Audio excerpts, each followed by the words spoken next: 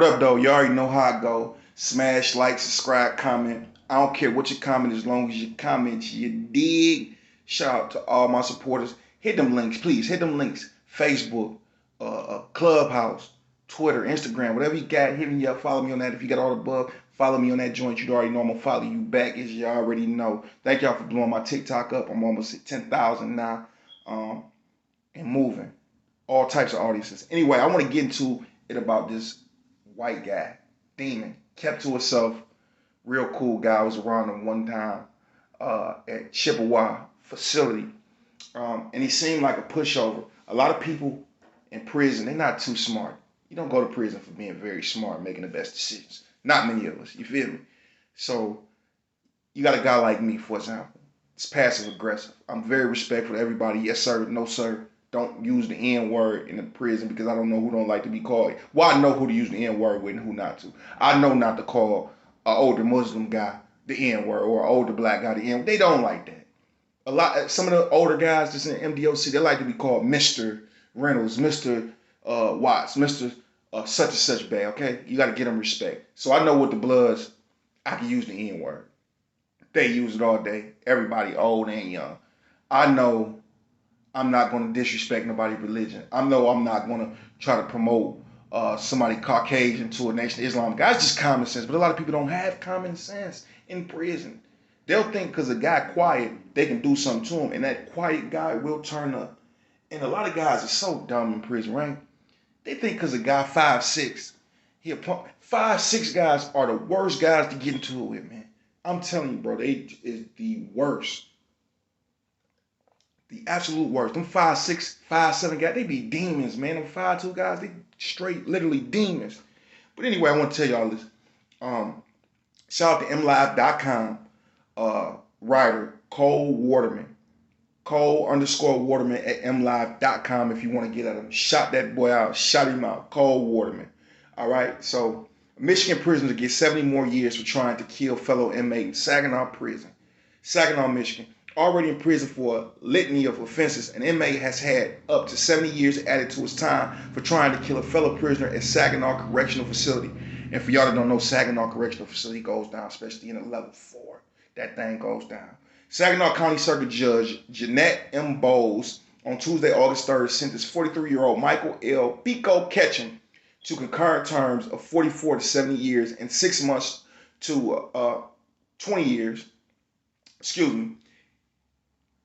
Ketchum got sentenced to concurrent terms of 44 to 70 years and 6 months, 20 years in prison. She gave Ketchum 0 time credit for already served and further ordered him to pay $236 in court costs and fines. So he was already doing a decade and a half or close to 2 decades or something like that. He already had a lot of time. But man, this right here guarantee you'll probably never see the light of day again. Maybe she over-sentenced him, went outside his guidelines. I don't know. But anyway, listen to the story. This is a Caucasian guy. He was belonged to an oldness group. I can't say which one because they so discreet in a lot of places. But before Bowles opposed sentence, she asked Ketchum if there was any statement he'd like to make. No, the facts. I trust your wisdom and judgment, Judge, he said. Ooh, that might have not been the best thing. That's kind of cold-hearted. He should have pleaded for his life. Ketchum's trial began and ended June 21st with jurors finding the defendant guilty of assault with intent to murder and prisoner in possession of a weapon. The jury deliberated for about 2 hours before finding Ketchum guilty, and he was offered a plea. He should have took the plea because they had him on camera. Oh, my God.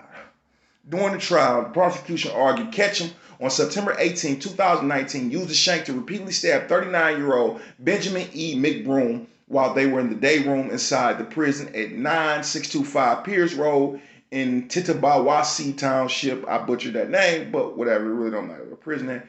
Video footage recorded by surveillance cameras and played during the trial by Saginaw County Assistant Prosecutor Shelby A. Sanborn showed McBroom and Ketchum seated at a table. Ketchum eventually rose and began walking around the room as McBroom continued playing cards with 3 other inmates. So remember I told you in the day rooms, it's a table with 4 seats on it. Okay? As other prisoners played ping pong and billboards, Ketchum strolled up behind McBroom, then quickly and repeatedly stabbed him in his head and neck area. The footage showed.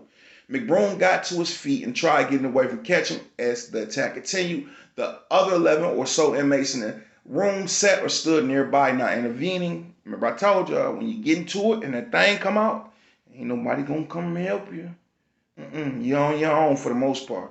The attack eventually ended, and McBroom left the room after, which Ketchum dropped the bladed weapon in a receptacle.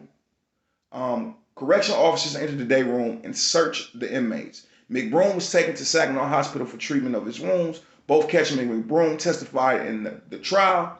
Mr. Ketchum was the closest one to me, but I really didn't see him with a knife, McBroom said. He added he required surgery to repair his carotid artery.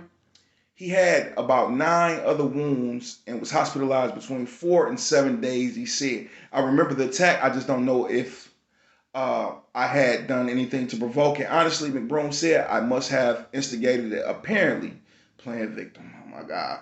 He want to tell, but he really don't. He want to tell, but he really don't want to tell, but he want to tell. Okay.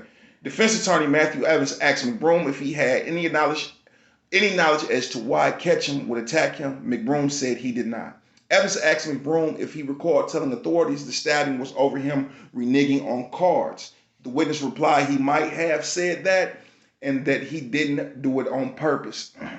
So if he did get hit because he reneged on cards, that means they were probably gambling. If it was a frivolous game, that probably could have just turned into a fight. Or he just might have been dealing with a person that's out his mind and catch him, right? So for y'all that don't know, renege mean is when you playing spades, right? And let's say somebody lead with an ace of clubs, and then you cut it with a 2 of spades, but you got a club in your hand. That means you renege. You basically cheated, and that's a no-no in prison, especially when you're gambling. When you're gambling, that is a no-no. Evans asked McBroom if he recalled telling the authorities the stabbing was over him reneging on cars. The witness replied he might have said that and that he did not do it on purpose. If he did, pressed further by Evans, McBroom said it is a part of prison culture for inmates not to cooperate with authorities. Even the fact that you might need some help from them, that's still the rule, correct? Evans asked. Correct, McBroom said. When Ketchum took to the stand, he said he had been transferred to the Saginaw Correctional Facility about 2 months before he stabbed McBroom. Shortly after he arrived, some of his personal possessions were messed with, he said. I came back to my cell to find my TV and my fan disheveled. That mean moved? Damn, it was only moved. I thought it was stole. Anyway, Ketchum said, I looked under my bunk and my footlocker was missing. This occurred on September 13, 2019. He said he did not immediately notify prison staff to this. When he did, he was told by the correctional officers to handle my own expletive, Ketchum said. Inmates are put at a physical risk if they go to authorities for help, being perceived as rats or snitches, he said. Within a few hours, I was getting threats and was told I should leave the yard, that I should lock up, or that they were going to take me off the yard, Ketchum said. McBroom, whom Ketchum said was associated with the Blood Street Gang, at one point approached Ketchum and offered him a deal. He told me that he heard I went to the authorities, Ketchum said. He heard my stuff was stolen. That's when he told me that he could get my stuff back and make sure I was safe on the yard if I sent $300 to his family in the streets. This is the play a blood would definitely do, or put a European, a white man up to do, because they feed those guys to the wolves. They're already looking for a reason to get you out there, but you got to prove yourself at every call, every time if you're a white guy. So that's something they do. They steal your stuff and say, hey, I can get it back. Give me $300, you straight. But this white guy wasn't having that. Anyway, Ketchum said this sort of offer is common in prison, exactly. And the inmates who accept rarely end up getting their prolonged property back. You're just going to keep getting stored and stored. As soon as you pay for the first $300 or whatever amount they want, they continue to ask for more and continue to want you to ask your family and friends for more, and the threats just continue, he said. I was worried about my family being extorted. I was worried about threats of assault and attacks. The night before the assault, McBroom had told Ketchum to meet him at the card table, Ketchum said. Ketchum said he would not be paying for protection or for his property to be returned. I was scared, he said. I was intimidated. I was nervous. Why did you stab Mr. McBroom, Evans asked. I didn't know what else to do, Ketchum said. I was scared. I was trying to scare them. I was trying to let them know that I wasn't going to be intimidated and threatened and extorted. I wasn't going to allow my family and my friends to be extorted. At that point, I really didn't see that I had any other choice. Ketchum said that as he stabbed McBroom, he kept shouting for other inmates to leave him alone. When McBroom said, "Okay, Ketchum, cease the assault," he said, "I didn't want to kill anybody." Ketchum said, "I didn't want to hurt anybody. I just wanted to do my time in peace and pay my debt to society." Ketchum said that he had planned to start a dog training program at the Saginaw prison, having started 3 similar programs in the past. "I just wanted to be left alone. I wanted to continue to create curriculums for my dog handlers, dog trainers. It gave me a sense of purpose. It gave me something to do with my time. It was what I thought a worthy cause." Ketchum testified with a cane due to a limp.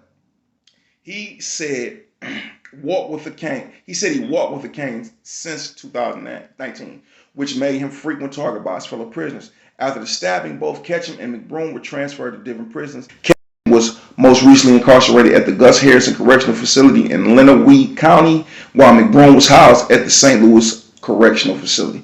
Ketchum was already serving time on convictions of armed robbery, assault with intent to murder, kidnapping, operating a methamphetamine lab, and firearm offenses. Kalamazoo County Judge J. Richardson Johnson in December 2009 sentenced him to 30 to 60 years in prison for his myriad of crimes, several of which were perpetrated on different days. Ketchum's prior assault with intent to murder conviction stems from attacking a fellow inmate at the Kalamazoo County Jail in 2009. McBroom was in prison on a conviction of armed robbery stemming from a holdup of a pharmacy in Cedarville in the Michigan's Upper Peninsula in November of 2015. A Mackinac County judge in September 2016 sentenced McBroom to 10.5 years in prison. McBroom's earliest release date is May 5th, 2028, with his latest being November 5th, 2065. Before his most recent convictions, Ketchum's earliest possible release date was April 22nd, 2039, with his latest release date being April 22nd, 2077. Now he's going to be getting out around 2090, I believe. Woo! He was always serving 30, though. I mean, by the time you get to 30, you so institutionalized, man, crazy for most people. But, God, you don't mess with everybody in prison. But that's a common extortion play, y'all. That's common. Get all your stuff took. Hey, I can go to the GDs right now and get it back, bro. But it's going to cost you $125 a store from now on. That's twice a month. That's $50 a month. So $100, pay $25, and you might not get your stuff back, or you might get it back. And then they're just going to keep taking it from you, doing the same thing again. So that's a hard pill to swallow, man. Hard pill to swallow. But you don't mess with everybody. You see, dude almost died for the Bloods putting him up to a plate. Tell me what y'all think about this. Jump down in the comment section below and holler at your boy.